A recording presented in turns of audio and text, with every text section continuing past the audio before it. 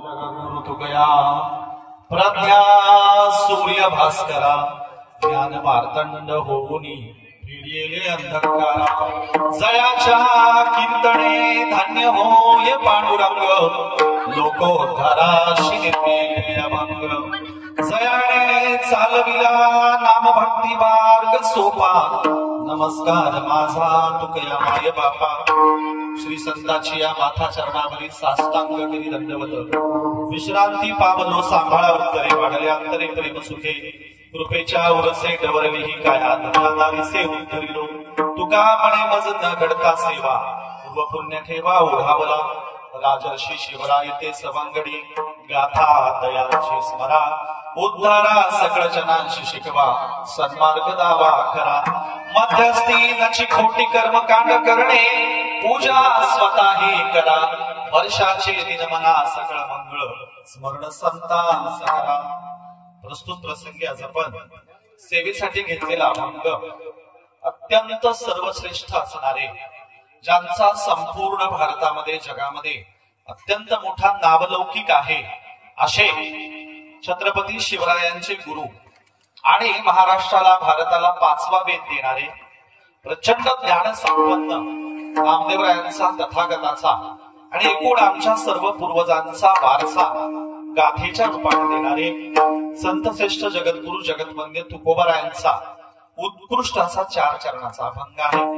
अभंगाचा शब्दशार्थ असा की जेव्हा जेव्हा धर्माच्या नावाखाली काहीही चालतं आणि कसाही धर्म लोकांना सांगणाऱ्या लोकांचा उन्माद वाढतो तेव्हा खरा धर्म सांगण्यासाठी आणि घुसलेलं पाखंड त्याचं खंडन करण्यासाठी संत पुढे येतात आणि म्हणून मी सुद्धा खरा धर्म सांगणार आणि पाखंडाचं खंडन करणार आहे। या अभंगाच्या शब्दशार्थाच्या 2ऱ्या चरणामध्ये तुकोबाराय म्हणतात की हा खरा धर्म आता कलियुगात परवडेबल असा कलियुगात लोकांना पचेल असा नामस्मरणाचा हा धर्म आम्ही सांगणार आहोत। नामस्मरणाचा धर्म सांगताना बाकी आम्हाला अवडंबराचा पाखंडाचा धर्म मान्य नाही म्हणून आम्ही हृदयाला बाण लागावे त्याप्रमाणे तीक्ष्ण उत्तर देणार आहोत आणि हे सगळं पूर्वी जे काही अवडंबर दिले त्याचं आम्ही खंडन करणार आहोत। पुढे तुकोबाराय म्हणतात काही लोकांना राग येईल काही लोकांना तणका येईल म्हणून मी आताच घोषणा करतो की आता आम्ही कुणाचीही भीडभाड बाळगणार नाहीत। आमच्या समोर श्रीमंत असो नाही तर गरीब असो आम्ही आमचं खरं बोलायचं काही सोडणार नाही तसा तुकोबारायांच्या अभंगाचा शब्दशार्थ आहे। हा आज अभंग घेण्याचं कारण असं की ज्यांच्या घराण्याला प्रचंड मोठी महापुरुषांची तथागतापासून बाबासाहेबांच्या पर्यंतची ही एकूण पुरोगामी परिवर्तनवादी परंपरा आहे त्यांच्या अंगणामध्ये या अभंगाच्या शिवाय दुसरा अभंग कोणता चांगला असू शकेल मला असं काही वाटत नाही म्हणून आपण अत्यंत सुंदर असा त्यांच्या घराण्याचं नावलौकिक महापुरुषांचं नावलौकिक वाढवणारा अभंग घेतलाय आणि म्हणून अभंगाकडे जाण्याच्या अगोदर एकदा संतांना अभिवादन करूया। पांडुरंगा करू प्रथम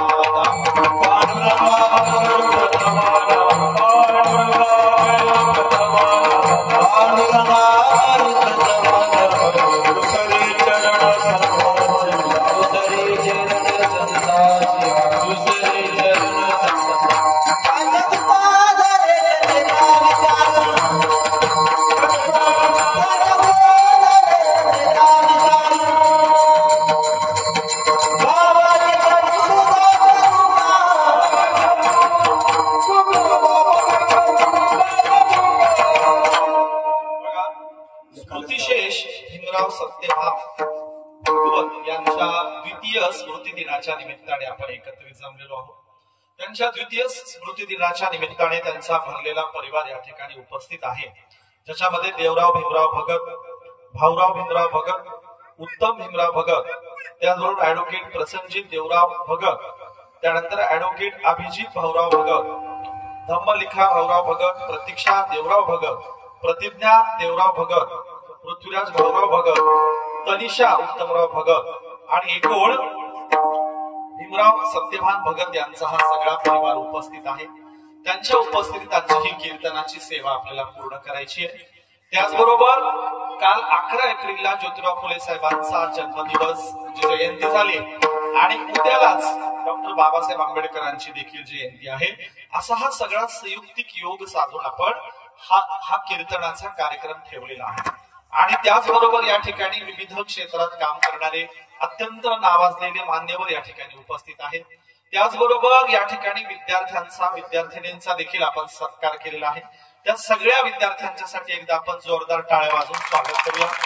विशेषतः ऍडव्होकेट अभिजित भाऊराव भगत हे विदेशात जात आहेत आणि त्यांचं पुढील शिक्षण ते आता मला वाटतं अमेरिकेत ना इंग्लंडला त्यांचं पुढील शिक्षण पूर्ण होणार आहे.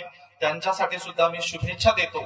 आणि बघा, आमच्या पूर्वजांनी जी अपेक्षा केली होती की आम्ही जगाच्या कानाकोपऱ्यात गेलं पाहिजे, आमचा विकास किती व्हावा, तर आम्ही गावाच्या बाहेरच्या काठ्याकुपाट्यांच्या जंगलाच्या सरकारी बाबळीच्या एरियात राहणाऱ्या झोपडीतून आम्ही इंग्लंड पर्यंत जातोय, जिथे बाबासाहेब सुद्धा जाऊन आले.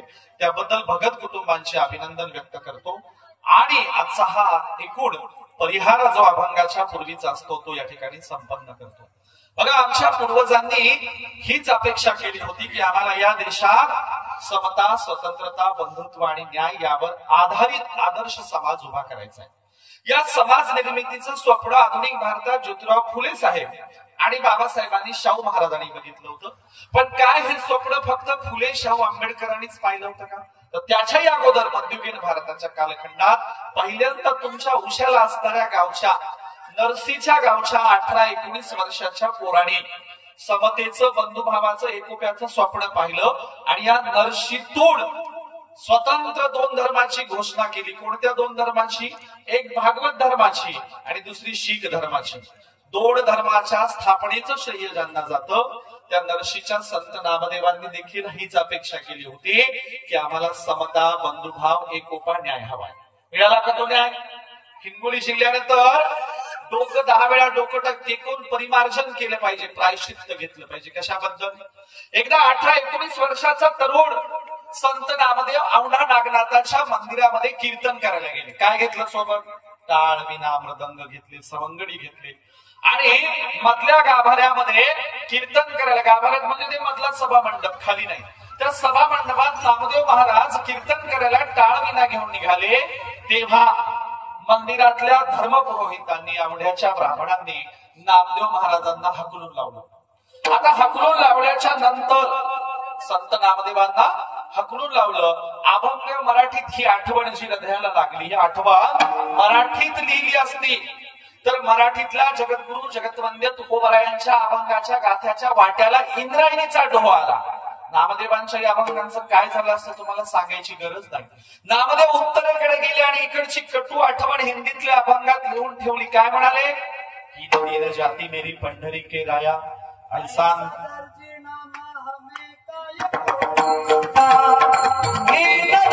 जाती मोरे पंढरी के राया, जाती मोरे पंढरी के राया.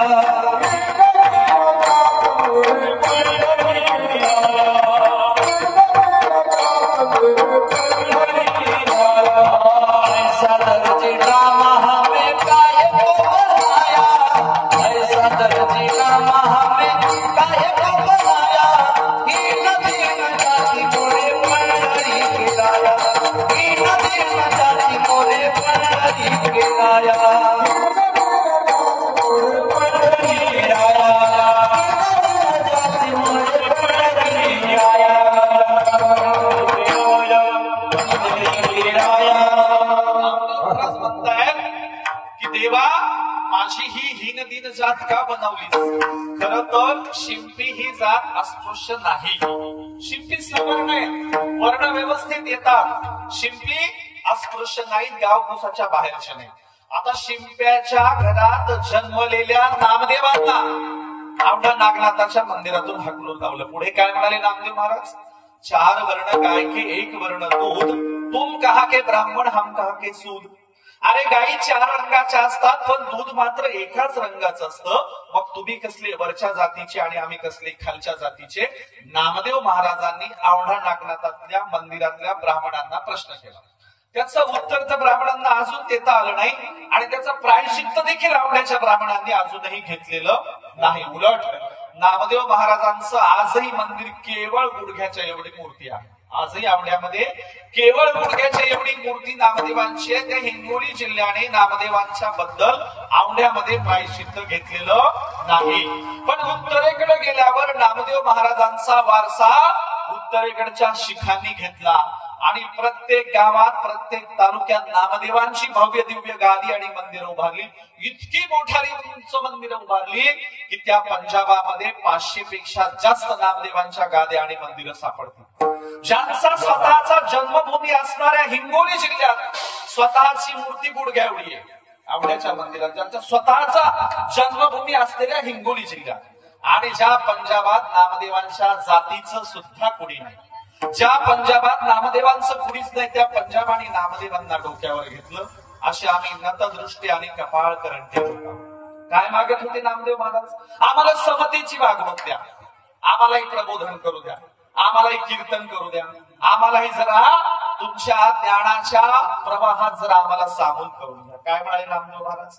नाचू कीर्तनाचे रंगी,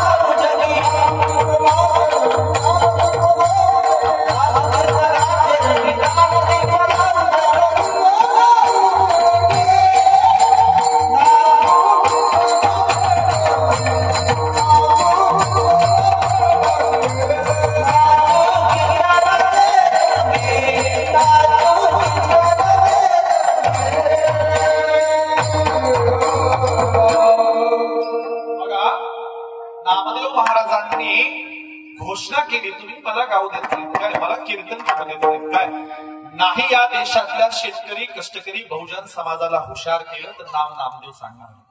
नामदेव महाराजांनी घोषणा केली, आता कीर्तन करणार आणि ज्ञानदीप जगात लावणार, जगाला हुशार करणार. कुणाचा वारसा घेतला नामदेवांनी? का नामदेवांनी वारसा घेतला तथागताचा. तथागतही म्हणाले होते अथ दीपो भव, आम्ही जगाला उजळून टाकायला आलोय, स्वयंप्रकाशित होण्यासाठी आलोय. म्हणून तथागताचा वारसा घेताना नामदेव महाराज सांगतात, बौद्ध अवतारी आम्ही झालो संत, वर्णवया मात नामा म्हणे, आम्ही तथागताच्या विचारांचे संत आहोत. तसंच आम्ही भिक्खू संघ उभा करणार आहोत. तथागताने भिक्खू संघ उभा केला. अस्पृश्याच्या घरातले सुनीत आणि सोपाकला घेतलं. बुद्धाच्या भिक्खू संघात 2 अस्पृश्य दिसतात. कोण? सुनीत भंगी होता, सोपाक अस्पृश्य होता. सुनीत आणि सोपाकाला तथागताने धम्मात घेतलं.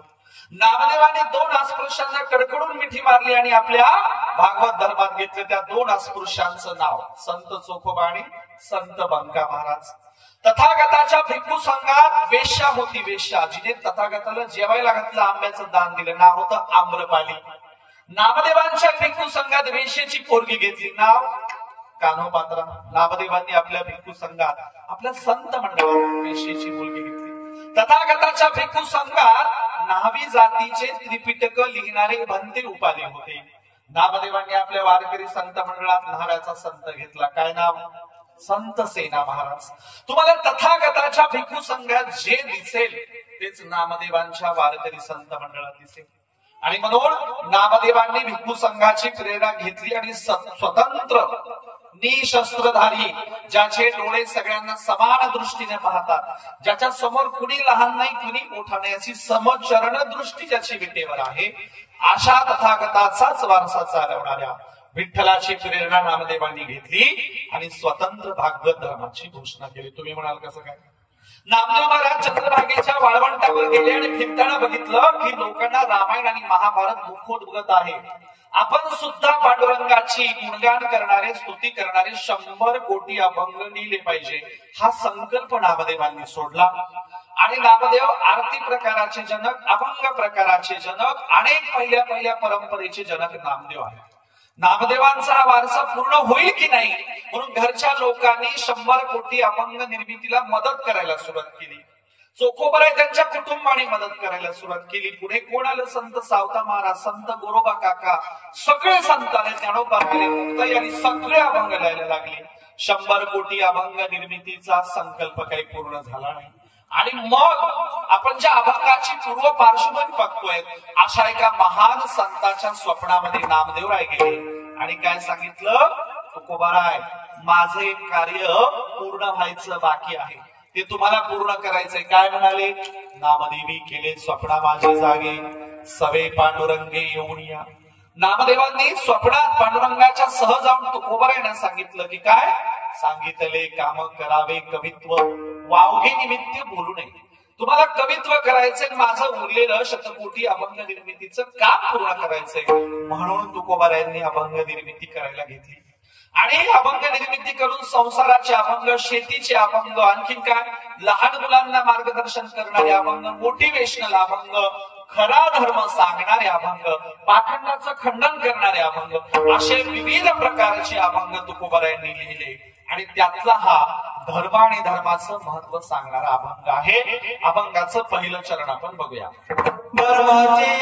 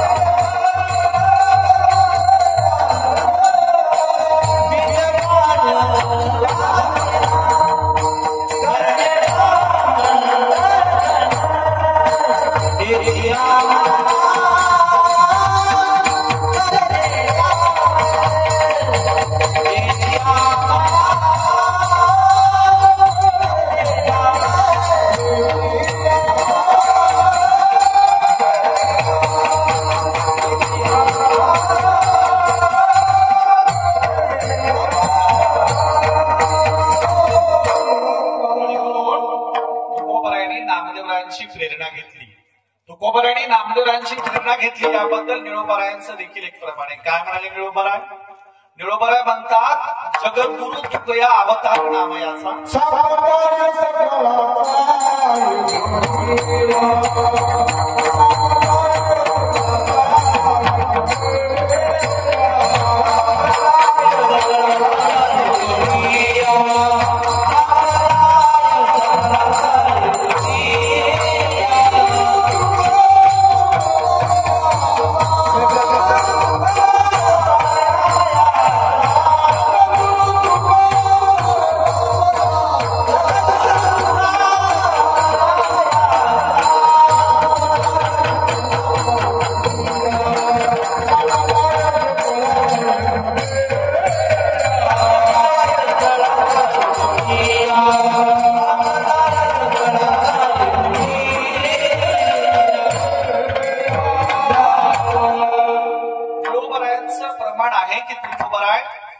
नामदेवरायांचा वारसा चालवतायत आणि संप्रदाय इथून यामध्ये नामदेवरायांच्या पासून आहे. तुकोबाराय सुद्धा म्हणाले, शिंपियाचा पोर एक खेळिया नामा, त्याने विठ्ठल बसवंत केला रे. आम्हाला विठ्ठल कोणी दाखवला असेल तर तो नामदेवरायांनी, असं तुकोबारायांचं देखील प्रमाण आहे. आणि म्हणून तुकोबाराय नामदेवरायांची इतकी प्रेरणा घेतात की तुकोबारायांच्या 4ही मुलांची नावं नामदेवांच्या मुलांची नाव आहे. नामदेवांच्या मुलांची नाव नारा, माधा, गोदा, विठा. तुकोबारायांच्याही मुलांचे नाव नारायणराव, माधवराव या प्रकारचे आहे. म्हणून तुकोबाराय नामदेवरायांची प्रेरणा घेतात आणि उरलेलं कार्य पुढे चालवायला लागतात. आता नामदेव महाराजांना औंढा नागनाथाच्या मंदिरातून हाकलून लावलं. तुकोबारायांच्या वाट्याला काय सन्मान आला होता काय? त्यांच्याही वाट्याला काय पायघड्या घातल्या होत्या काय ब्राह्मणांना? नामदेव महाराजांचा वारसा घेऊन जेव्हा तुकोबाराय अभंग लिहायला लागले तेव्हा शावकाराच्या घरातल्या, महाजनाच्या घरातल्या, म्हणजे तुकोबारायांचे वडील महाजनांना कर्ज देणारे मोठे महाजन होते, एवढे श्रीमंत होते. अशा श्रीमंत शावकाराच्या, महाजनाच्या, मोरे पाटलाच्या, मराठ्याच्या कुणब्याच्या घरात जन्माला आलेल्या तुकोबारायांना काय म्हणावं लागलं? भोकावया अक्षर मज नाही अधिकार. तुकोबाराय म्हणतात, आम्हाला अक्षर सुद्धा घोकण्याचे अधिकार नाही. का? धर्मसभेसमोर उभं केलं आणि धर्मसभेसमोर उभं करून काय सांगितलं, तुकाराम तुम्ही शूद्र आहात, कुणबी आहात, कुणब्याने शेती करावी, शूद्राची कामं करावी, कुणब्याने ज्ञानाच्या वाट्याला जाऊ नये, कुणब्याने अभंग लिहू नये, अभंग गाऊ नये. अहो तुम्ही तर आमच्या वेदावर भाष्य करायला लागले, आमचा धंदा बसवता की काय, आमचा धंदा बुडवता की काय. बघा केस दाखल करणारे एकाच जातीचे, वकील त्यांच्या जातीचा, आणि जज सुद्धा त्यांच्या जातीचा. न्यायनिवाडा कुठं चांगला होणार आहे? न्यायनिवाडा असा झाला गाथा बुडवली पाहिजे. आणि म्हणून तुकोबराय म्हणाले आम्हाला अक्षर घोकण्याचे अधिकार नाहीत. एकदा तर तुकोबराय म्हणाले नाही कोणी येथे मुखियांचा जाण. तुकोबरायांचा हा जो वाक्य हे जे शब्द आहे हृदयाला लागावा असं. अरे आम्ही जातीने बहुसंख्य असून सुद्धा, कुणबी मराठा जातीने बहुसंख्य असून सुद्धा आम्ही मुख्य आहोत, आमचा नायकच कुणी नाही, आम्ही मुख्य आहोत. आम्हाला बोलता येत नाही, आम्हाला अभिव्यक्ती स्वातंत्र्य नाही, आमच्या जिभेवर पहारे बसवलेले आहेत, आम्ही काही बोललो लिहिलं तर आमचा गाथा पाण्यात पडवला जातो. तुकोबराय म्हणाले नाही कोणी येथे मुखियांचा जाण. हा तुकोबरायांचा अभंग घेऊन ज्यांनी तुकोबरायांच्या नावाने मूक नायक पाक्षिक सुरू केलं, वृत्तपत्र सुरू केलं, या मूक नायकला दररोज तुकोबरायांच्या अभंगाची ओळ दिली आणि सांगितलं मराठ्याच्या घरात जन्माला आलेल्या तुकोबरायांच्या संकल्पनेतला आदर्श मुख्यांचा नायक मी होणार आहे, डॉक्टर बाबासाहेब आंबेडकर. आणि म्हणून तुकोबरायांच्या नावाने मूक नायक वृत्तपत्र काढलं आणि तुकोबरायांना एक सुंदर संविधानातलं कलम अर्पण केलं. कोणतं कलम? अभिव्यक्ती स्वातंत्र्याचं कलम. किती वकील आहेत काही तर किती कलम? 19 नंबरचं कलम. बघा 19 नंबरचं कलम तुकोबरायांना अर्पण केलं आणि म्हणाले या देशात शूद्रातिशूद्रांपासून उच्च जातवर्गीयांपर्यंत कुणालाही बोलता येईल, लिहिता येईल, फिरता येईल, मुक्त संचार करता येईल, स्वतःची अभिव्यक्ती मांडता येईल. तुकोबरायांच्या अपमानाचा बदला संविधानाच्या रूपाने घेणारे बाबासाहेब होते. बघा आपण तर सोडव, आपण तर बहिष्कृतच आहोत, आपण तर बहिष्कृत आहोत. पण ब्राह्मणाच्या घरात जन्माला आलेल्या लहान लेकरांनी काय बिघडवलं होतं यांचं? ब्राह्मणाच्या घरात आलेल्या 4 भावंडांना आळंदीत येण्याची बंदी होती. आले तर गावाच्या बाहेरून हकललं जायचं, त्या झोळीमधलं पीठ फेकून दिलं जायचं, झोळी फाडली जायची, लेकरांना उपाशी राहायची वेळ आली.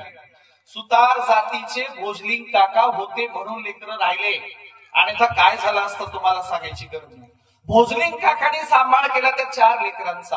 आणि म्हणून ज्या ज्ञानेश्वर महाराजांना आणि 4 भावंडांना स्वतः ब्राह्मणाच्या घरात जन्माला येऊन सुद्धा बहिष्कृत काय असतं त्याचा सामना करावा लागला, बहिष्कृत व्हावं लागलं, त्या ज्ञानेश्वर महाराजांच्या नावाने बाबासाहेबांनी दुसरा पेपर काढला आणि नाव कुणाचं दिलं? बहिष्कृत भारत. आणि दररोज ओळ कोणाची दिली? संत ज्ञानेश्वर महाराजांची ओळ आपल्या वृत्तपत्राला देणारे बाबासाहेब आंबेडकर होते. आणि अस्पृश्यता निर्मूलनाचं कलम संत ज्ञानेश्वर महाराजांना अर्पण केलं. या देशात भेदभाव करता येणार नाही, अस्पृश्यता पाळता येणार नाही. कलम किती? 14 नंबरचं कलम, आर्टिकल 14 सांगतो या देशात अस्पृश्यता पाळता येणार नाही, कायद्याने कुणालाही बहिष्कृत करता येणार नाही. बघा आमचे बाबासाहेब आंबेडकर फुले कुणाचं काम करत होते? साधू संतांचंच काम करत होते, वारकऱ्यांचंच काम करत होते. खऱ्या अर्थाने जागतिक दर्जाचा प्रचंड महापंडित वारकरी कोण झाला असेल तर ते बाबासाहेब आंबेडकर आहेत. वारकऱ्यांचा महामेरू कोण असतील तर ते बाबासाहेब आंबेडकर जागतिक दर्जाचा वारकरी. आणि म्हणून इतकं तंतोतंत संतांचं काम केलेलं मी दुसरा कोणी बघितला नाही. नाही तर आमच्याकडे काय मोठ्या पदव्या घेऊन येते, नाव लहान आणि त्याच्या पुढे पदव्याच मोठ्या. वेदांतचार्य कोणता तरी महर्षी काय बायनून काम काढीच नाही, दीडदमडीचं नाही. कुणी कुत्र विचारे ना त्याला. काम असं करावं की जागतिक दर्जाचं नाव निघावं. आणि म्हणून तुकोबारायांच्या नावाने मूक नायक काढलं आणि संत ज्ञानेश्वर महाराजांच्या नावाने बहिष्कृत भारत काढला. या साधू संतांचं काम पुढे केलं. पुढे सांगितलं या देशात आमच्या पूर्वजांना ज्या यातना वेदना भोगाव्या लागल्या त्या कुणाच्याच वाट्याला येऊन आर्टिकल 15 दिलं. काय आर्टिकल 15? जात, धर्म, पंथ, वंश, संप्रदाय यावरून सार्वजनिक खाजगी ठिकाणी कुठेही भेदभाव करता येणार नाही. हे भारताचं संविधान आहे. हातात संविधान घेऊन कीर्तन करणारा भारतातला पहिला कीर्तनकार मीच आहे. हातात संविधान घेऊन. आणि म्हणून हे संविधान साधू संतांच्या अभंगावर आधारलेले. तुम्ही म्हणाल आर्टिकल 15 ला प्रमाण द्या. बाबासाहेब आंबेडकरांनी आर्टिकल 15 दिला. जात, धर्म, पंथ, वंश, संप्रदाय यावरून कुठेही भेदभाव करता येणार नाही. प्रमाण काय? सकळांशी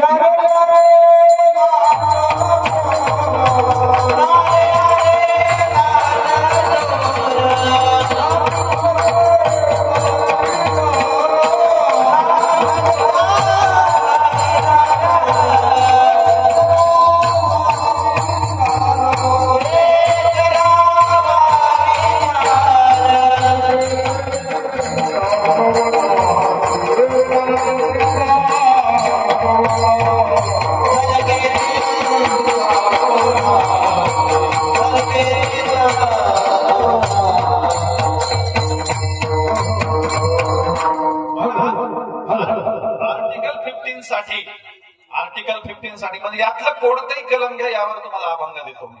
प्रत्येक कलमावर तुम्हाला अभंग सांगतो. आर्टिकल 15 साठी महाराजांनी फार सुंदर प्रमाण दिलं. आणखी एक प्रमाण आहे. आर्टिकल 15 काय होतं? जात धर्म पंथ वंश संप्रदाय यावरून कुठेही भेदभाव करता येणार नाही. आर्टिकल 15 कोण्याही जीवाचा नगडो मत्सर परम सर्वेश्वर पूजनाची. सकळांशी येथे बघा तुकोबारायांच्या अभंगाचं आर्टिकल आहे संविधानामध्ये. आणि म्हणून या संविधानामध्ये काय आहे तर माझे प्राणप्रिय संत भारताच्या संविधानात आहे. आणि त्या संविधानाला जर कोणी धक्का लावायचा प्रयत्न केला तर याद राखा आमच्याशी गाठ आहे तुमची. आणि म्हणून हे संविधान आमच्या साधू संतांच्या त्याग आणि समर्पणातून आलेलं आहे, महापुरुषांच्या विचारधारेतून आलेलं आहे.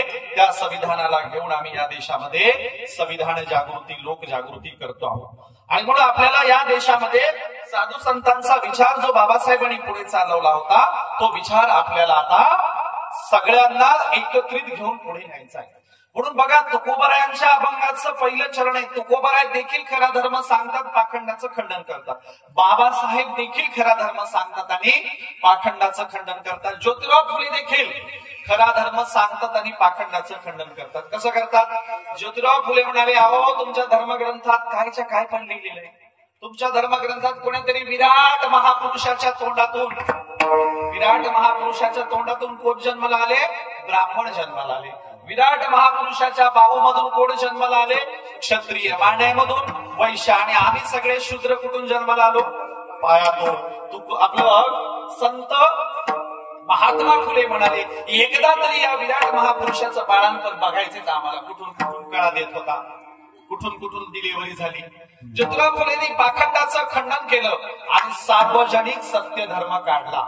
नामदेव तुकोबारायांनी पाखंडाचं खंडन केलं, भागवत धर्म काढला. वैदिक सनातन धर्म आणि भागवत धर्म एक नाही. भजनी मंडळ आणि नव्या कीर्तनकारांनी जरा लक्षात घेतलं पाहिजे. चर्चेला कुठेही बसायला तयार आहोत.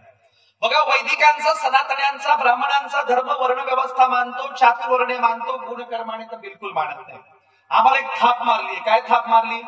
ब्रह्म जाणिले तो ब्राह्मण. आपल्याकडे काय म्हणतात?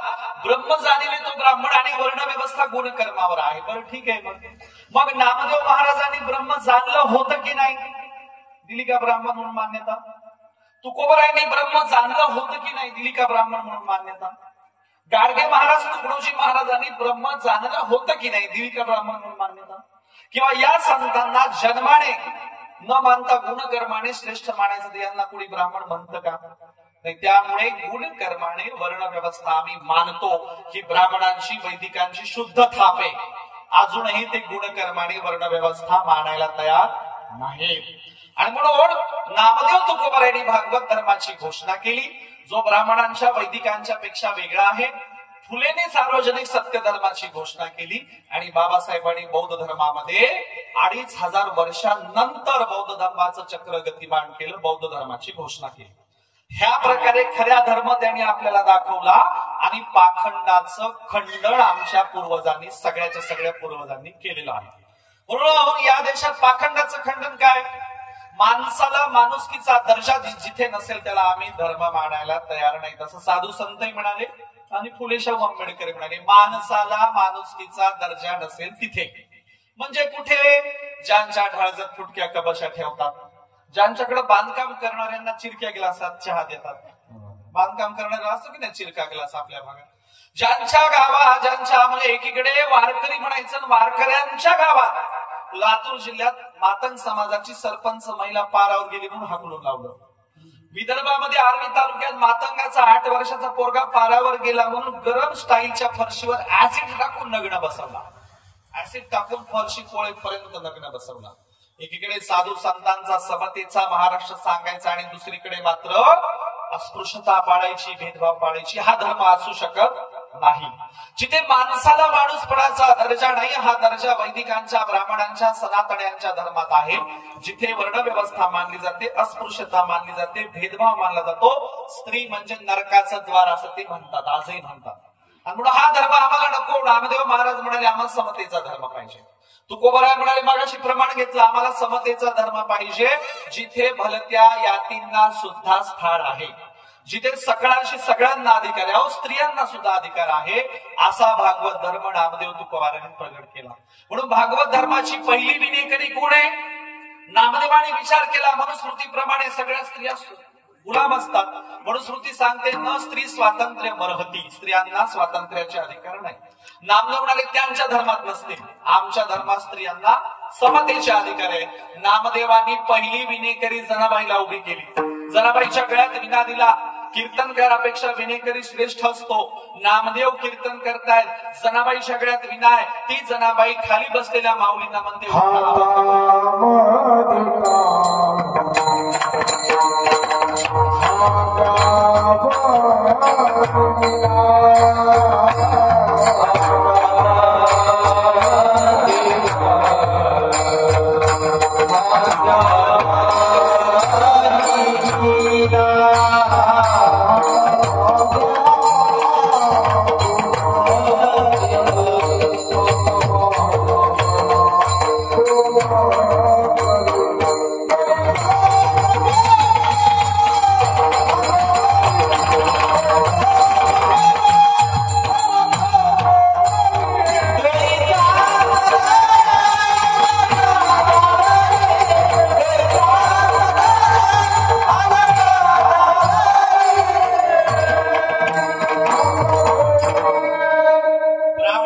धर्मग्रंथ सांगत होते बाईनं चाचपून चोचपून राहावं, बाईनं पदर घेऊन राहावं, बाईनं गुलाम राहावं. जनाबाई म्हणले मी तसं राहणार नाही. पदर खांद्यावरचा कमरेला घेणार आणि माझं स्वतंत्र मी काम करणार. म्हणून आमच्या साधू संतांनी या प्रकारचं काम सुरू केलं. स्त्रियांना अधिकार दिले. एवढंच काय, भागवत धर्मात विधवा स्त्रियांना सुद्धा बरोबरीचे अधिकार आहेत. ब्राह्मणांच्या धर्मात विधवा स्त्रीनं मंडपात येऊ नये. ब्राह्मणांच्या धर्मामध्ये विधवा स्त्री अशुभ मानली गेली आहे. आमचे संत म्हणतात सगळे समान असतात. म्हणून वारकऱ्यांच्या भागवत धर्मात विधवा स्त्रियांना कपाळाला आबीर लावायचे अधिकार आहेत. विधवा स्त्रियांना कुठेही येऊन बसण्याचे, मंडपात टाळ घेऊन बराण्याचे पण अधिकार आहे. म्हणून एवढा समतेचा हा भागवत धर्म. याची प्रेरणा ज्योतिराव फुलेंनी घेतली, बाबासाहेब आंबेडकरांनी घेतली. संतांनी अभंग लिहिले जे कधीही भंग पावत नाही. ज्योतिराव फुलेंनी अखंड लिहिले, ज्याला कधी खंडनच नसतं, खंड पावत नाही. ते कोणते? अखंड. तुकोबरायांनी जे लिहिलं ते फुलेंनी लिहिलं. तुकोबरायांनी नामदेवरायांनी जे काम केलं ते बाबासाहेब आंबेडकरांनी काम केलं. बाबासाहेबांनी साधू संतांची प्रेरणा घेतली. आपला अनटचड नावाचा ग्रंथ बाबासाहेबांनी नंदनार, चोखोबा आणि रविदासांना अर्पण केला. बघा, स्वतःचा ग्रंथ संतांना अर्पण करणारे बाबासाहेब होते. कबीरांना बाबासाहेबांनी गुरु मानलं. आता कबीर तर आम्हाला पेलवल की नाही माहित नाही, पण इतका महान निर्गुण भक्तीचा उपासक कबीर होते. काय म्हणाले? बरं झालं माझी माळ तुटली, राम नामाच्या जपापासून सुटलो मी. का मी निर्गुण भक्तीकडे चाललोय? काय हे सगळं लावले अवडंबर. अवडंबराच्या पलीकडची निर्गुण भक्ती सांगणारे कबीर होते. त्या कबीरांना गुरु मानणारे बाबासाहेब होते. म्हणून साधू संतांचा वारसाच फुलेशाह आंबेडकर चालवत होते. पण आम्हाला कळलंच नाही कोणाचं काम चाललंय. आम्ही जाणे त्याने ज्याच्या त्याचा महापुरुष आपल्या गल्ली बोळात नेला आणि त्याला लहान केले. त्याला मोठं करायचं तर आपण काय केले? आपल्या महापुरुषांना आपण लहान करत चाललेलो. म्हणून आपल्या महापुरुषांना आपण व्यापक केलं पाहिजे, लोकांना समजून सांगितलं पाहिजे, त्यांचा वारसा जडतेत घेऊन गेला पाहिजे. आणि म्हणून खऱ्या अर्थानं हा धर्म होता जो माणूसाला माणुसकीचा दर्जा देतो. आणि हे पाखंडाचं खंडन होतं जिथे समता नाही, जिथे बंधुभाव नाही, जिथे एकोपा नाही, जिथे आजही माणसाला माणूसपणाचा दर्जा नाही, असा धर्म आमचा असू शकत नाही असं संत आणि फुलेशाह आंबेडकर म्हणाले. अभंगाचं आपण दुसरं चरण बघूया.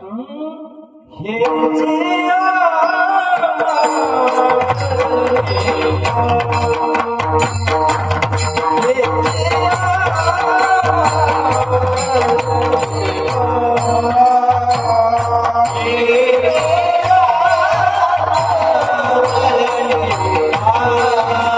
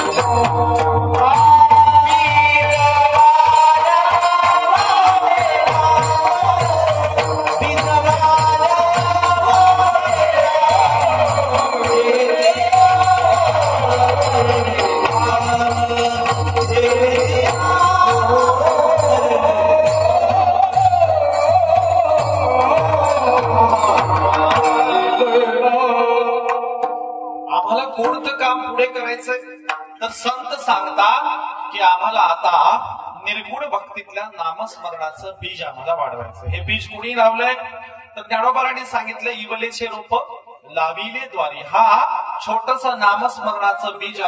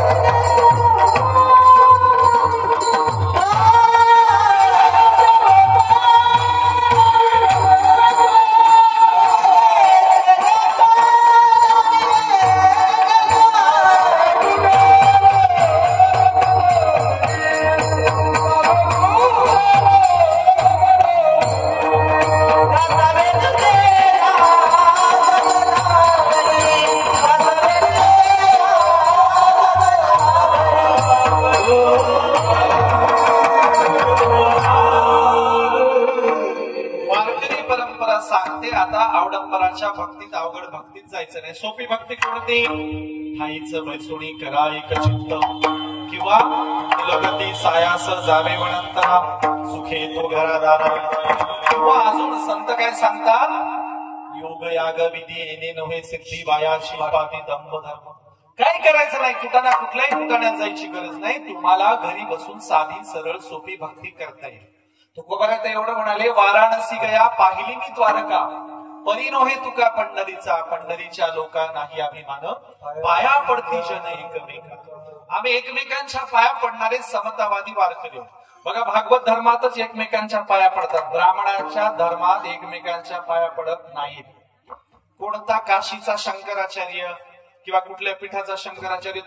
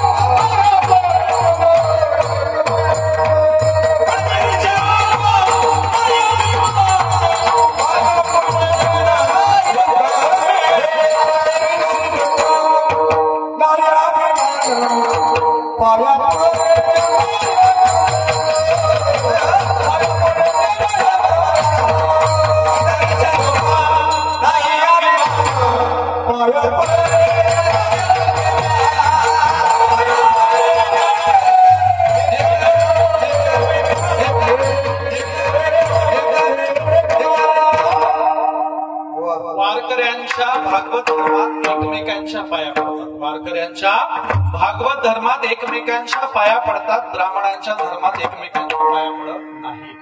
आणि म्हणून आम्हाला या प्रकारे नामस्मरणाचं बीज वाढवायचंय. फुले शाहू आंबेडकरांच्या रूपाने आम्हाला काय वाढवायचंय कोणतं काम करायचंय तर बाबासाहेब आंबेडकर म्हणाले परिवर्तनाचा रथ इथपर्यंत आणलाय मुश्किलीने आणलाय.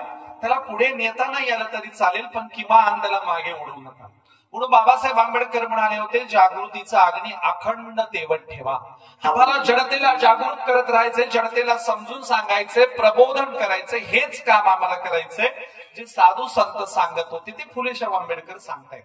त्यामुळे आम्हाला हे कोणतं काम करायचंय जागृतीचा अग्नी अखंड तेवत ठेवायचा आहे. लोकांचं प्रबोधन करायचंय. नाही तर आपल्याकडे आता सुरू झालंय बघा आम्हाला नाही तू तिकडे जाऊन सांगा आम्हाला लय माहिती. बघू बरं जरा तुम्हाला किती माहिती. बुद्ध आणि त्यांचा धम्म सोडता बाबासाहेबांचं एक तरी पुस्तक वाचलेल्याने हात वर करा बरं. एक तरी इथं किती जण आहेत बघू द्या बरं. बुद्ध आणि त्यांचा धम्म आम्ही वर्षावासात वाचतो त्याच्यामुळे ते काय वाचतो असं काही म्हणायची गरज नाही. ते वाचला जातो बौद्धांचार्याकडून. बाकी एक तरी पुस्तक बाबासाहेबांचं एक तरी पुस्तक वाचलेले किती आहेत. माझ्या समोर एकही हात वर आलेला नाही. प्रबोधनाची गरज आहे की नाही. इकडं पण आहे की नाही बरं. इकडं पण बरेच जण म्हणतात तिकडे जाऊन सांगा. इकडे पण प्रबोधनाची गरज आहे. इकडे पण मनोड बाबासाहेब आंबेडकरांचं क्रांती प्रतिक्रांती पुस्तक वाचा. बाबासाहेब आंबेडकरांचं अॅनहिलेशन ऑफ कास्ट मराठीत महाराष्ट्र साहित्य संस्कृती मंडळाने फक्त 16 रुपयात काढले. जातींचे निर्मूलन नक्की वाचा. एक तरी महापुरुषाचं पुस्तक वाचलं पाहिजे. मी नेहमी सांगत असतो, ज्याच्या घरात नाही पुस्तकाचं कपाट त्याचं घर होईल भुईसपाट. चालत नसेल माथा तर वाचला पाहिजे बुद्ध तुकोबारायांचा गाथा. आणि ज्याच्या घरात नाही बुद्ध तुकोबांचा गाथा त्याच्या कमरत घाला 2 लाथा. अगोदर साधू संत महापुरुषांची पुस्तकं घरात आली पाहिजे. आमच्या घरामध्ये आसाराम बापूचं पुस्तक सापडते. आमच्या घरामध्ये त्या बुवा बापू कापूचे सापडते. पण जी महत्वाची पाहिजे अशी संविधानासारखी ग्रंथ आमच्या घरात नाही. पुन्हा आमच्या घराचा सत्यानाश झाला. भगतांच्या कुटुंबाने हा वारसा जोपासला म्हणून त्यांचा पोरगा विदेशात गेला. आणि आमच्या चौरी पण तालुक्याच्या बाहेर निघत नाही. तुझी सासरवाडी कोणती? तर कनेरगाव नाक्याच्या जवळचं कोणतं तरी गाव. मामाचं गाव कनेरगाव नाक्याच्या जवळ. वहिनी कुठली? कनेरगाव नाक्याच्या जवळची. आजीचं माहेर कनेरगाव नाक्याच्या जवळ. अरे इथे या सर्कलच्या बाहेर आमचं सोयरी पण निघत नाही. आम्ही कधी जगाच्या कानाकोपऱ्यात जावं. आणि म्हणून संत म्हणाले आमचा विकास झाला पाहिजे. त्यासाठी सोप्या भक्तीत संतांनी आणून ठेवलं. काय काशी बिशीला जायची गरज नाही. आपल्याकडे बघा काशी बद्दल काय म्हटलं जातं खेड्यामध्ये. शेतामध्ये पहिलं टाकाऊ गवत आपण वेचायला जातो. बघा पहिला पाऊस पडला आणि टाकाऊ गवत वाळलेलं गवत शेतात वेचायला जातो. काय म्हणतात आपल्याकडे त्याला? काशा म्हणतात. बघा काशा. शेतातल्या अनेक टाकाऊ गवताला काशा म्हणत असतील. मग एक गवत काय असते? काशी. शेतातल्या टाकाऊ गवताला काशीची उपमा आपल्याकडे दिली. एक दुसरं 2 जणांचे भांडणं लागले. एक जण म्हणतो नाही त्याची काशी केली ना तर नाव सांगणार नाही. काशी करणं म्हणजे बरबाद करणं. 2 बायाचे भांडण लागले. एक बाय म्हणजे तिच्या काशा काढते. मी एका दिवशी थांबा तिच्या काशा काढते. काशा काढणं म्हणजे बरबाद करणं. आणि म्हणून संत म्हणाले सगळं फिरून बसलो. वाराणसी गया पाहिली मी द्वारका. परिणो हे तुका पंढरीचा. अरे काशीला गेलोय सगळीकडे गेलोय. पंढरपूरच्या पांडुरंगाची सर कुठेच येणार नाही. आणि म्हणून कशाला जायचंय उत्तरेकडे? आमचे महाराज आता ट्रॅव्हल्स करू उत्तरेकडे न्यायले. जणू काही चंद्रभागेच्या वाळवंटात मंडप टाकाय जागाच उरली नाही. काशीला सत्ते चालू आहे. त्याच्यामध्ये बिदागी मिळते, पैसा खायला मिळतो. आमचे संत म्हणतात अरे चंद्रभाग आहे ना इथं कशाला जाता? कुंभमेळ्याबद्दल तुकोबारायांचं काय म्हणणं आहे? तुकोबाराय म्हणाले आली सिंहस्थ पर्वणी न्हाव्या भटाची धनी. 2च लोकांचा फायदा होतो कुंभमेळ्याला. कोण्या 2 लोकांचा? एक न्हाव्याचा आणि दुसरा ब्राह्मणांचा. कुंभमेळ्यात न्हाव्या भटाचाच फायदा होतो. जायची काही गरज नाही. रविदास म्हणाले मनचंगा तो कठोती मे गंगा. मन स्वच्छ असेल तर काठोटीतल्या पाण्यात सुद्धा गंगा दिसेल. अजून पुढे संत म्हणाले वाचे म्हणता गंगा गंगा सगळं पापे जाती भंगा. अरे तुमचं अंतकरण शुद्ध असेल ना तर नुसतं वाचेनं गंगा गंगा म्हटलं तरी तुमचे पाप भंग होते. आमचं उलटे. आमच्या अर्धा संप्रदायात त्या कुंभमेळ्याला जाऊन आले अंग खाजत होते सगळे. काय गरज आहे? संत चांगले इथे ना चंद्रभागा दिली ना तुमच्यासाठी. चंद्रभागा सोडून इतर ठिकाणी कशाला जातं? आमचे संत सांगतात. रामाबद्दल काय म्हणाला वारकरी संप्रदाय? सर्वाघटी राम देहादेही एक सूर्यप्रकाश सशस्त्र रश्मी. सूर्याचे हजारो सशस्त्र किरण ज्याप्रमाणे जमिनीवर येतात त्याप्रमाणे आम्हाला राम सर्वाघटी दिसतो, सर्वत्र दिसतो. नवीन बांधलेल्या मंदिरातच लाईनी लावायची गरज होते का जाऊन? आम्हाला सगळीकडे राम पाहणारे आम्ही आहोत. अशा प्रकारे संत पाखंडाचं खंडन करतात आणि तुम्हाला सोप्या भक्तीवर आणून सोडतात. निर्गुण निराकार अशा नामस्मरण. ज्यावर एकनाथ महाराज म्हणाले हरी बोला देता हरी बोला घेता. उठता बसता एवढंच काय, भांडताना कांडताना देखील हरी बोला. म्हणून ही साधी सरळ सोपी भक्ती महाराष्ट्राच्या संतांनी दिली होती.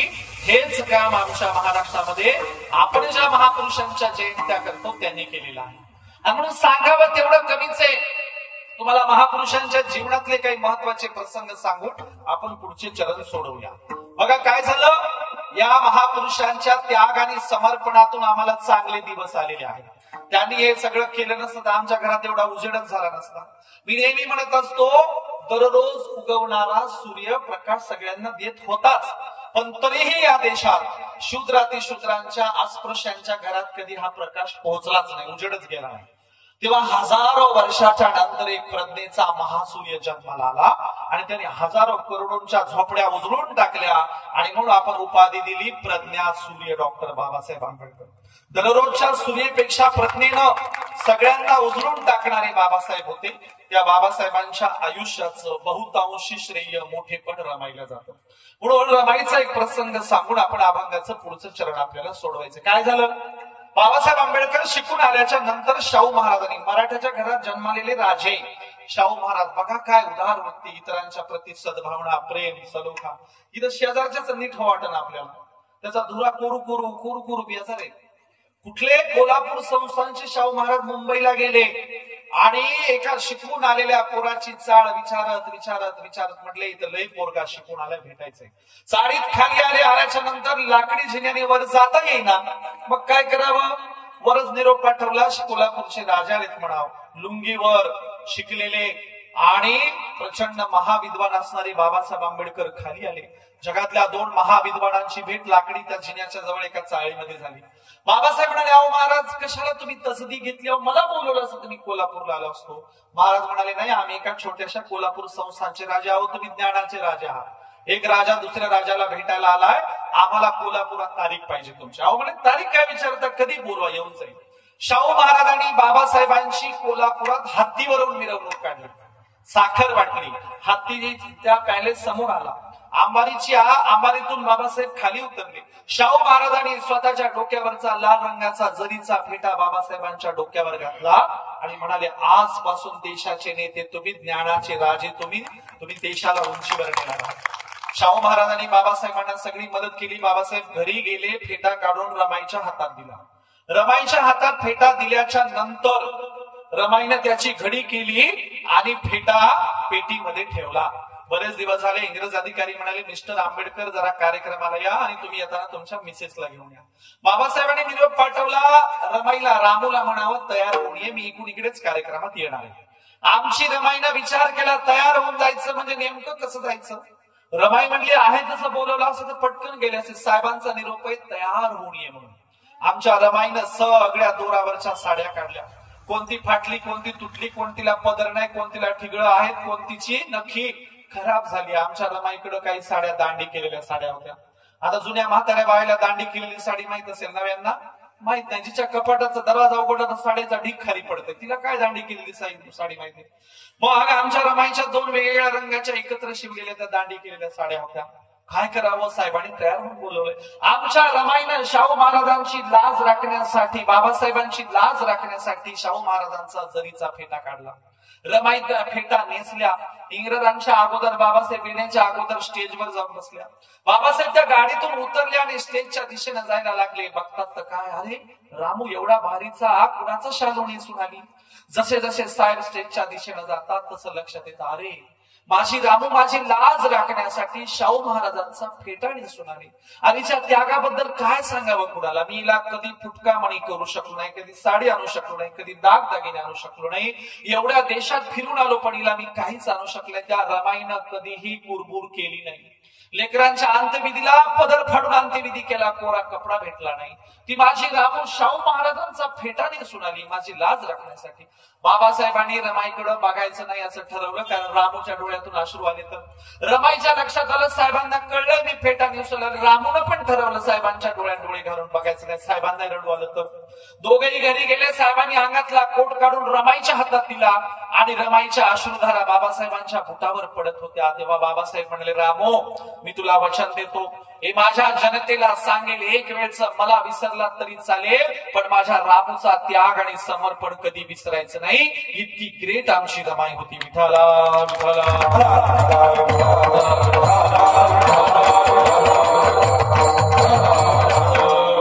आणि आमची रमाई ज्यांचं प्रतिनिधित्व करते त्या रमाईच्या पूर्वजांमध्ये अशीच एक महाविद्वान स्त्री होती, जिनं विटाळाचे अभंग लिहून चांगलीच खरडपट्टी काढली ब्राह्मणांची. ज्या म्हणाल्या, अरे जन्मताना विटाळात जन्माला येता आणि मरताना विटाळात मरता, मध्ये सवळ कस काय असतं तुम्हाला मध्येच. कोण नाव त्या संताचं? संत सोयराबाई चोखोबांची बायको. कुणाची कोण? रमाईची पूर्वज, रमाईच्या रक्तामासाची पूर्वज संत सोयराबाई म्हणते आम्ही विटाळ मानत नाहीत. आणि म्हणून नामदेवांनी कथा लिहिली. नामदेव म्हणाले, बरोबर आहे, आमच्या वारकरी संप्रदायात आम्ही विटाळ मारणार नाही. का नाही? साक्षात पंढरपूरचा पांडुरंग विटेवरून टुनकून उडी मारून स्त्रीचा वेश धारण करून अस्पृश्य वस्तीत जातो आणि एका स्त्रीचं बाळांपण करतो.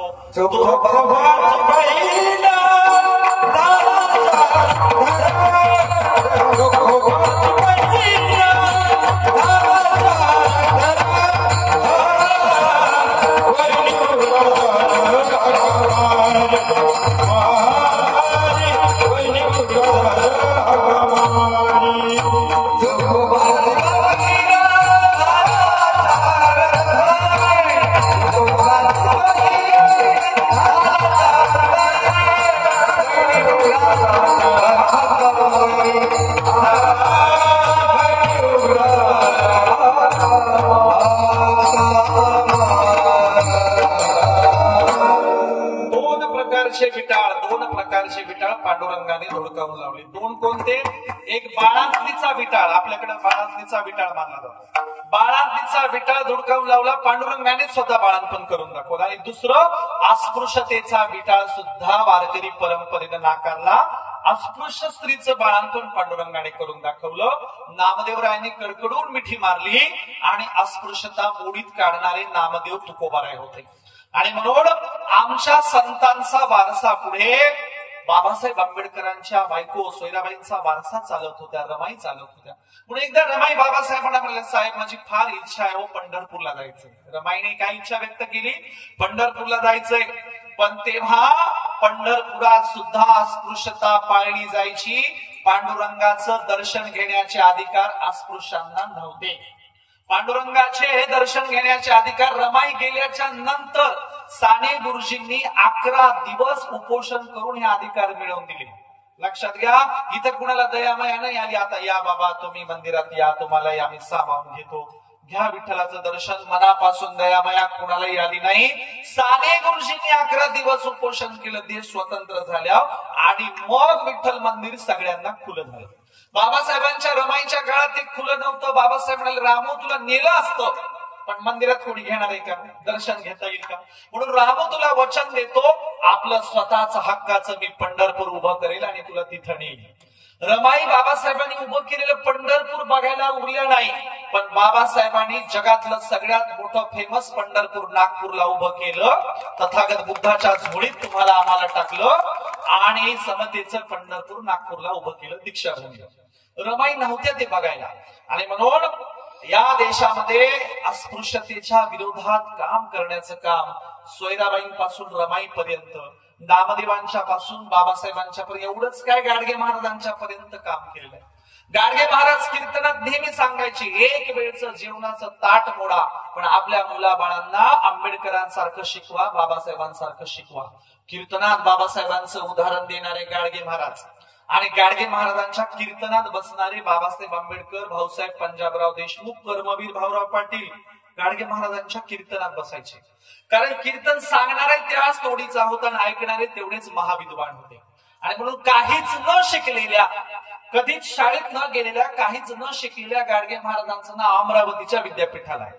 आणि लय शिकलेले लोक, भरपूर शिकलेले लोक, काहीच न शिकलेल्या गाडगे महाराजांवर पीएचडी करते. बघा बरं कशी शाळा आहे आपल्या देशात. लय शिकलेले लोक कोणा पीएचडी करते? काहीच न शिकलेल्या गाडगे महाराज. कारण विद्वत्ता शिक्षणातूनच येत असते असं काही नसतं. लय शिकलेले लोक सुद्धा शेण खाऊ शकतात. म्हणून बाबासाहेब आंबेडकर म्हणाले, मुझे पढे लिखे लोगों ने धोका दिया. आणि म्हणून संत सांगतात, आता आम्हाला हे सगळं दुरुस्त करायचं असेल तर तीक्ष्ण उत्तर दिली पाहिजे. तीक्ष्ण उत्तर, तीक्ष्ण उत्तर,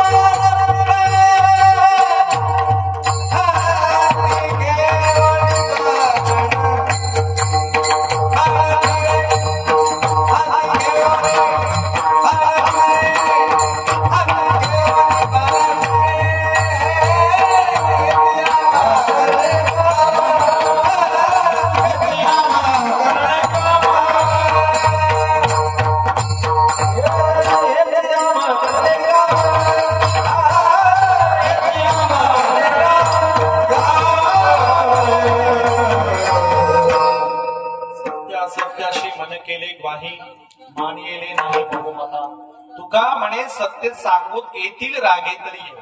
म्हणून तुकोबाराय म्हणतात, आता आम्ही तीक्ष्ण उत्तर देणार आहोत. कोणाला राग आला, तंक आला, पुणक आला तरी चालेल, पण सत्याची बाजू आम्ही काही सोडणार नाही. खरं सांगणार जगाला आम्ही सोडणार नाही. आमच्या वाट्याला काही येऊ द्या, आमचा गाथा बुडवू द्या, आमची बदनामी करू द्या, घरी वेश्या पाठवू द्या, उकळतं पाणी टाकवू द्या, तरी देखील आम्ही तीक्ष्ण उत्तर देणं सोडणार नाही, लोकांना प्रबोधित करणं सोडणार नाही.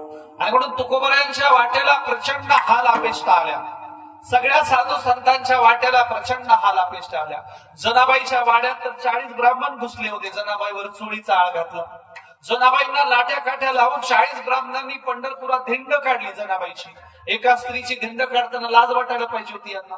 जनाबाईची धिंड काढली, सुळावर द्यायचा प्रयत्न केला. आता सांगतात सुळाचं पाणी. सुळाचं पाणी झालं का काय नंतर बघू. सुळाचं पाणी झालं का काय नंतर बघू. का आणि कशामुळे सुळावर दिलं, कुणी दिलं याचं उत्तर द्या. तुकोबारायांचा गाथा तरंगला का बुडाला नंतर बघू. कोणी बुडवला आणि कशामुळे बुडवला ते अगोदर सांगा. आणि म्हणून या देशात चोखोबारायांच्या पासून, चोखोबारायला तर बैलगाडीला जुंपलं होतं, ओढलं होतं.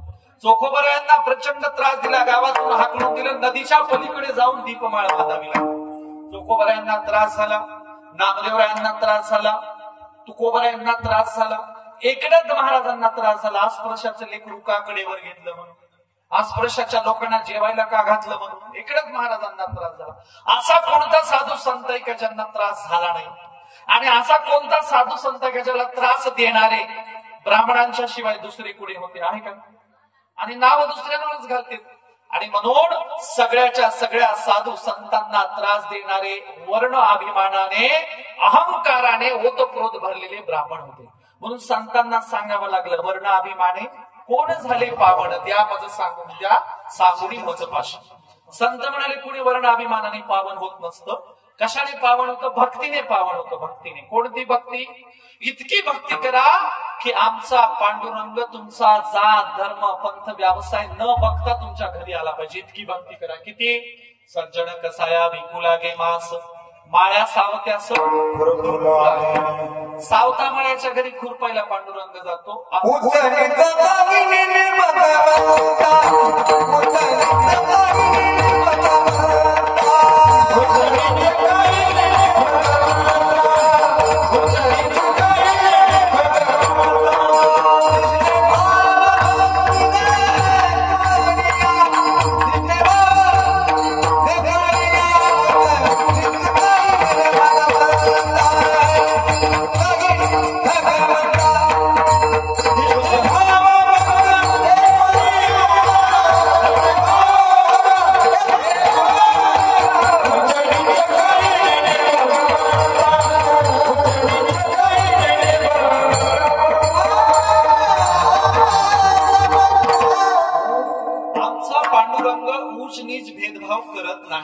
आमचा वारकरी परंपरेचा भावार्थ संप्रदायाचा आत्मा उच्च नीच भेदभाव करत नाही. आमचा पांडुरंग सगळ्यांकडे जातो.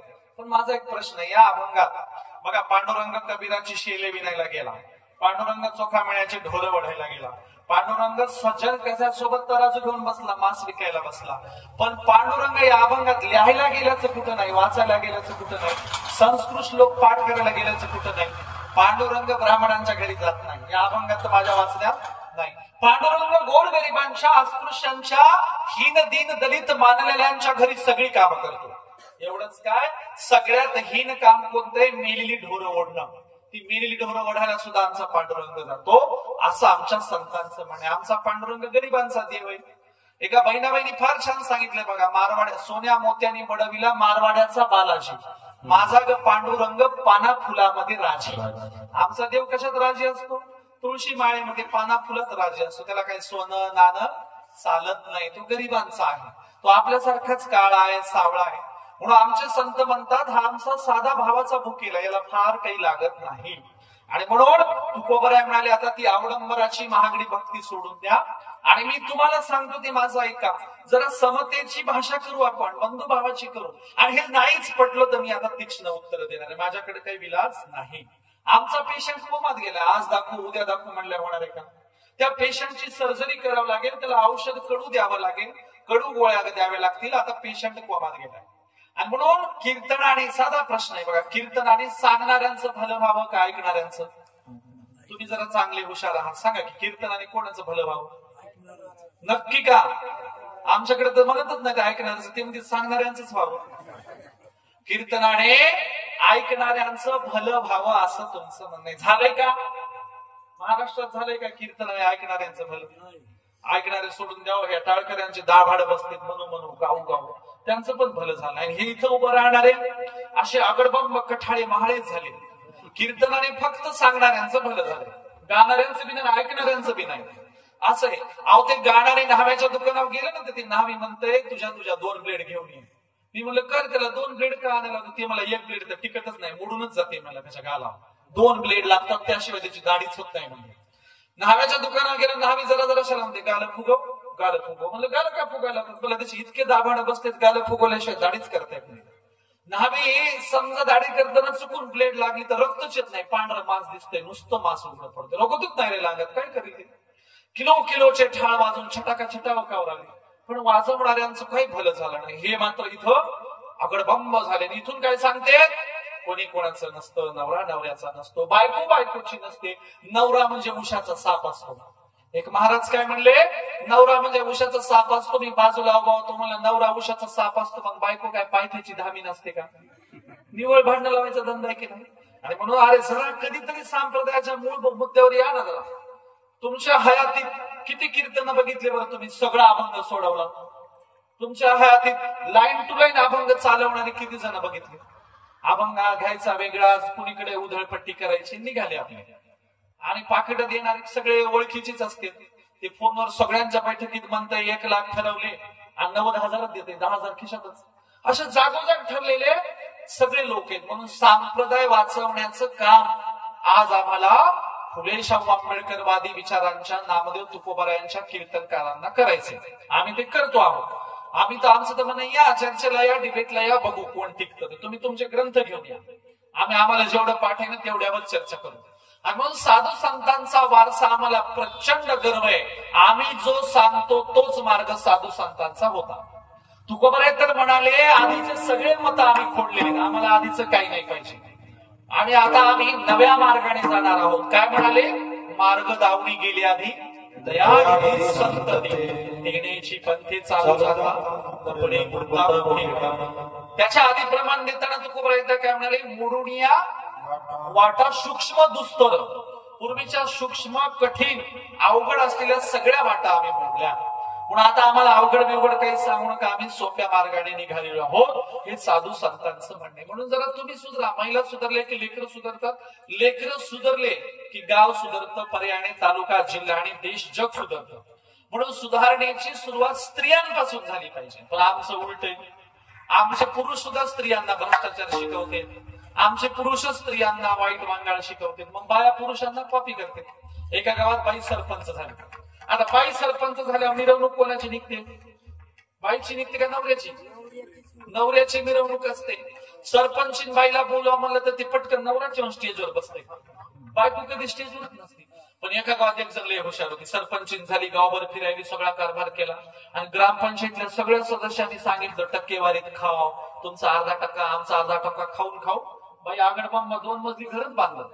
आणि अधिकृत अधिकाऱ्यांच्या देखत म्हणाले, माझा काही नाही बाबा, 2%च वाटा आहे, बाकीचे टक्के खाते. अहो म्हणलं हे सांगायचं तरी नसते अधिकाऱ्यांना, मी 2% खाते 5% खाते. एका दिवशी सरपंच बाईनं महागडी साडी घेतली, गावभर फिरली, कोणीच विचारे ना कितीला घेतली. तर लोकांना माहिती सरपंच बाईनं कोण्या पैशावर साडी घेतली, कशाला विचारायची. सरपंच बाईला राग आला, तन करत अंधाऱ्या रात्री बोडीच्या रस्त्यानं घराकडे निघाल्या आणि कुत्री बसलेली होती त्या बोडीत अंधारात. सरपंच बाई पाय आदळीत गेली, त्या कुत्रीच्या शेपटीवर पाय पडला. कुत्री म्हणली काय कोणी? ही म्हणली आजच घेतली 10,000 रुपयाला. कोणीच विचारणार, कुत्रीला सांगायची वेळ आली. म्हणून सुबत्ता आली, संपन्नता आली, पैसा आला की माज येतो. आणि आम्हाला तो माज येऊ द्यायचा नसेल तर विनयशील असलं पाहिजे. अंगणात आलेला कुणीच वापस नाही गेला पाहिजे. इतरांच्या प्रती दयामाया दाखवली पाहिजे. तुकोबारांनी हे तर लय सांगून ठेवलंय. आमचे लोक आचरणात आणत नाही. काय सांगितलंय? एखाद्याला निक्क दूध देता नाही आलं तरी चालेल, पण ताकाचे तरी उपकार करा. एखाद्याला पोटभर जेवायला नाही घात आलं तर फुकटचं पाणी तरी पाजा, असं तुकोबाराय म्हणतात.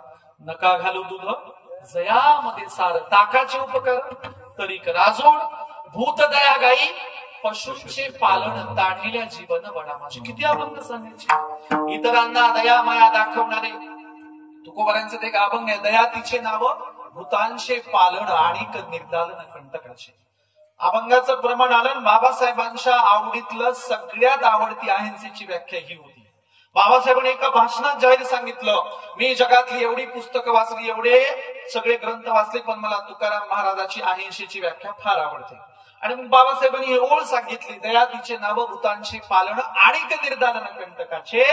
या व्याख्येतल्या दुसऱ्या भागाकडे दुर्लक्ष करू नका असं बाबासाहेब म्हणाले. म्हणजे काय, आमच्या वाट्याला कुणी आला तर कंटकाचे निर्दालन आम्ही करणार. बाबासाहेबांनी सांगून ठेवलं. तुकोबारायांच्या अहिंसेच्या व्याख्येचा उल्लेख केला. अहिंसा म्हणजे पुचकी नाही, आम्हाला येऊन मारा बिन काय बी करा. आमच्या वाट्याला आला तर आम्ही चांगल्याशी चांगलं वागू आणि वाईट वागलं तर आम्ही पाखंडाचं खंडन करणार आणि तुमच्या डोक्यात सुद्धा प्रहार करायला कमी करणार नाहीत. म्हणून ह्या सगळ्या पद्धतीचं हे अवडंबराचं खंडन करणं आहे, नामस्मरणाचं महत्व वाढवणार आहे, साधू संतांचं महत्व वाढवणार आहे. एकदा भजन करू आणि शेवटच्या चरणाकडे जाऊया. विठोबा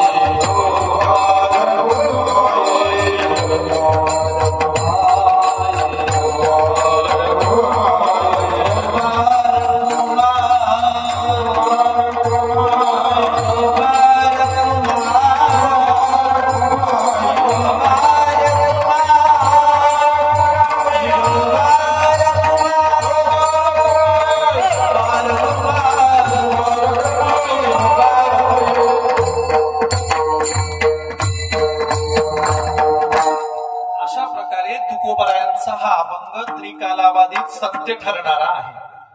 एकदाच काय धर्माचं पाखंडाचं खंडन केलं की धर्म जागृत होणार आहे? दररोज करावं लागेल, लोकांना रोज सांगावं लागेल. जे घुसलंय ते घुसलेलं बाहेर काढावं लागेल आणि म्हणून रोज प्रबोधन करावं लागेल, रोज जनतेला सांगावं लागेल, जगाबरोबर चाला, शिक्षणाची कास धरा आणि आपला उद्धार आपणच करून घ्यायचा. आपला उद्धार करायला कोणी येणार नाही. तुकोबारायांनी प्रमाण दिले, आपली सोडवणुका आपणच केली पाहिजे असं तुकोबारायांचं प्रमाण आहे. आणि म्हणून आता तुकोबाराय म्हणतात, मी देव बघायला गेलो होतो, माझाच एवढा विकास झाला आंतरिक, मी स्वतःच देव झालेलो आहे. संत म्हणाले की आता आम्हाला सुद्धा ह्या प्रबुद्ध भारताच्या मार्गाने जायचंय.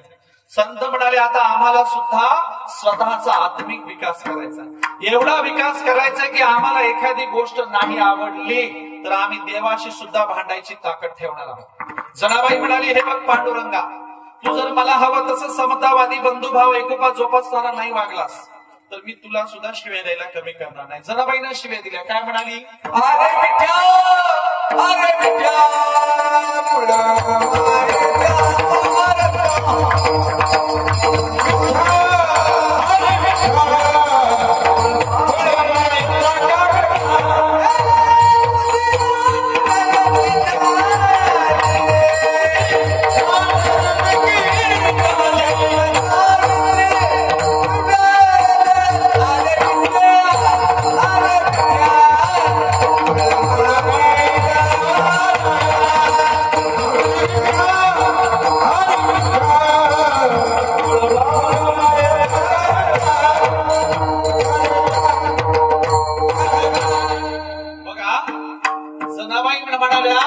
देवा, तू जर नाही व्यवस्थित वागला तर मी तुझी पण खरडपट्टी करणार आहे. कशामुळे काढली तर एवढा उदार असताना आमचा बळीराजा तू पाताळात घातला. काय कारण होतं बरं?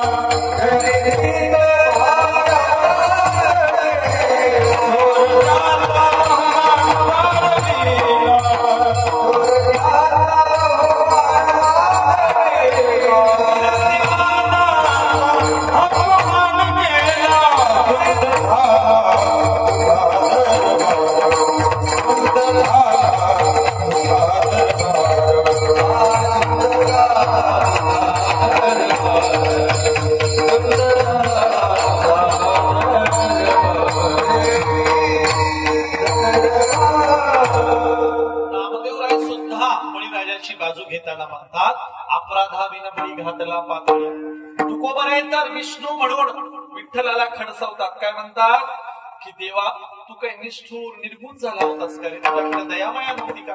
काय म्हणाले तुकोबरे, बळी सर्वस्व उदार जेणे उभारीला कर करुणी कहर तू पाताळी घातला.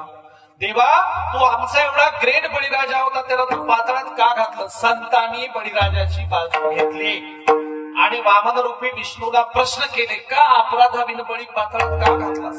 हाच ज्योतिराव फुलेंनी प्रश्न अखंड लिहून विचारला. फुले सुद्धा म्हणाले, क्षत्रिय भार्या इडापिडा जाऊ बळीराजे येऊ आशा कामा, वामन का घाली बळी रसातळी, प्रश्न ज्योती माळी करी भटा.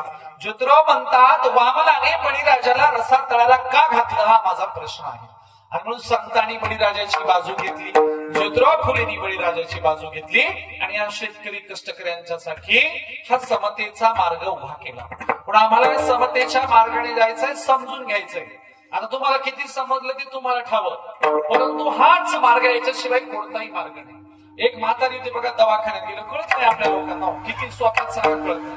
म्हातारी दवाखान्यात गेली, डॉक्टरांना टाच दाखवली, म्हणजे डॉक्टर साहेब टाच नाही दुखायली. डॉक्टर म्हणजे आजी पायाचा एक्सरे काढावा लागतो, एक्सरे. म्हातारी डॉक्टरच्या तोंडाकडे बघायला काहीच कळणार. पुढे डॉक्टर म्हणले आजी पायाचा एक्सरे काढावा लागतो, तरी कळणार. डॉक्टरनी कंपाऊंडरला आवाज दिला, इकडे ये आणि हिला सोप्यात सांग, हिला कळलं म्हणला. डॉक्टर कंपाऊंडरला म्हणाले, याला सोप्यात सांग. कंपाऊंडर म्हणाला, आजी पायाचा फोटो काढावा लागतो, फोटो. आजी म्हणली, माय डॉक्टर आधी सांगायचं की पाया चैना नसते का घालून आले. डॉक्टर म्हणले, अगं वरच्या पायाचा हा चैनाचा नाही फोटो काढायचा, मधल्या हाडाचा काढायचा, हाडाचा. कळतच नाही आपल्या लोकांना, किती सांगा. म्हणून हजार वर्षापासून महापुरुष समजून सांगत आले होते, आम्ही त्याच्यावर आचरण अजून केलेलं नाही. असं म्हटलं जातं, महापुरुषोके पदचिन्ह अमिट होते. अमिट म्हणजे का? मिटतच नाही. का बरं महापुरुषोके पदचिन्ह अमिट का असतं? कारण त्याच्यावर कोणी चालतच नाही, क्योंकि उसपे चलताही नाही. म्हणून महापुरुषाचे पदचिन्ह अमिट आहे. अहो चालणं जरा त्या रस्त्याने बघा, तुमचा उद्धार झाल्याशिवाय राहणार नाही. म्हणून साधू संतांचा, महापुरुषांच्या रस्त्याने आम्हाला चालायचं, आम्हाला नीट समजून घ्यायचंय, आम्हाला आमचं आयुष्य उजळून टाकायचंय. आणि म्हणून अभंगाचं शेवटचं चरण, नाही भीडभाड, नाही भीडभाड, नाही भीडभाड, नाही भीडभाड, नाही भीडभाड, नाही भीडभाड, नाही भीडभाड, नाही भीडभाड.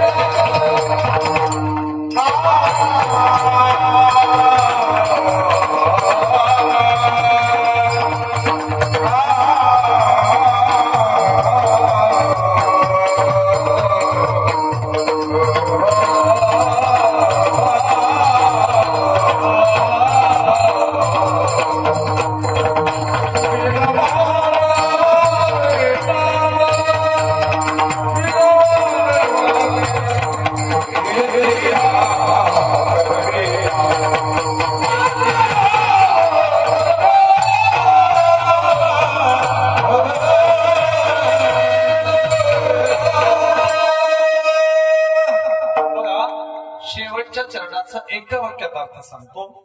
तुकोबराय म्हणतात की आता कुणाचीही भीडभाड न बाळगता आपण हे सगळं काम पुढे नेऊया आणि हे सगळं काम अत्यंत ग्रेट आहे, मोठेपणाचं आहे, सगळ्यांना उंचीवर नेणार आहे. त्यामुळे आपण खरा माणुसकीचा धर्म पाळूया, सत्य धर्म पाळूया, प्रबुद्ध भारताचा धर्म पाळूया, ज्योतिराव फुलेंचा बळीराजाचा धर्म पाळूया. आपण सगळ्यांना गुण्या गोविंदाने एकत्रित नांदणारा समतेचा धर्म पाळूया. आणि म्हणून फुले साहेबांचं तेच म्हणणं आहे जे नामदेव तुकोबरायांचं म्हणणं आहे आणि फुले साहेबांचं जे म्हणणं आहे तेच पुढे बाबासाहेब आंबेडकरांचं देखील म्हणणं आहे. बाबासाहेब आंबेडकरांनी बदलापूरला शिवजयंती साजरी केली. बदलापूरच्या शिवजयंतीचे अध्यक्ष बाबासाहेब आंबेडकर होते. बाबासाहेब आंबेडकर रायगडावर गेले, शिवरायांच्या समाधीचं दर्शन घेतलं आणि बाबासाहेब आंबेडकरांनी भारताच्या संविधानात शिवरायांचं देखील चित्र टाकलं, फोटो टाकला. आपण या देशाची परंपरा कशी आहे? अण्णाभाऊ साठे बाबासाहेब आंबेडकरांबद्दल म्हणतात, जग बदल घालून घाव मला सांगून गेले भीमराव, गुलामगिरीच्या या चिखलात का रुतून बसला ऐरावत, चल निघ घे बिनीवरती धाव मला सांगून गेले भीमराव. अण्णाभाऊ साठे बाबासाहेबांना आदर्श मानतात.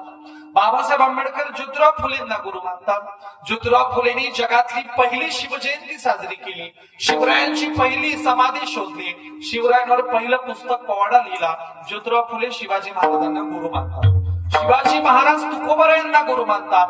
तुकाराम महाराज नामदेव महाराजांना गुरु मानतात. नामदेव महाराज बुद्धाकडे बोट दाखवतात, बौद्ध अवतारी आम्ही झालो संत म्हणतात. नामदेव महाराज बुद्धाला गुरु मानतात. अशी समतेची परंपरा याच्यात कोणीच कोणाच्या जातीचा नाही, हे विचारांची परंपरा आहे. आणि म्हणून बुद्धानंतर जिजाऊ, शिवबानंतर लहू, फुलेनंतर शाहू आणि बाबासाहेबांनंतर अण्णाभाऊ हे नाव घ्यावंच लागेल. ही देशाची परंपरा आहे. आणि म्हणून ही परंपरा भागवत कुटुंबीय, भगत कुटुंबीय हे पुढे चालवत आहेत, त्याबद्दल त्यांचे अभिनंदन. समतेचा एवढा महाजागर त्यांनी आपल्या अंगणात केल्याबद्दल त्यांचं अभिनंदन. त्यांच्या कुटुंबाची उत्तरोत्तर प्रगती व्हावी, विकास व्हावा. त्यांचे चिरंजीव म्हणजे यांचे नातू, आपण ज्यांचा दुसरा स्मृतिदिन करतोय, त्यांचे नातू अमेरिकेला गेले. त्यांच्या घराचा एवढा विकास व्हावा की जगभरात त्यांच्या घरातली सगळी लोक जावी, प्रगती व्हावी त्यांची. आणि म्हणून त्यांच्या कुटुंबाला शुभाशीर्वाद देतो, महापुरुषांच्या जयंतीच्या शुभेच्छा देतो. तुकोबरायांच्या भाषेत आता तरी पुढे हाच उपदेश नका करू नाशो आयुष्यात, सकळांच्या पाया माझी दंडवत, फुलाने चित्त शुद्ध कर, मायाच्या प्रसादे बोलिलो विनोदे, माझ क्षमा करणे संती नवे अंगभूत युक्ती, नव्या उपदेश तुमचे बडबडिलो शेष, तुमचे कृपेचे पुसणे जन्मोजन्मी तुका म्हणे ज्ञानेश्वर.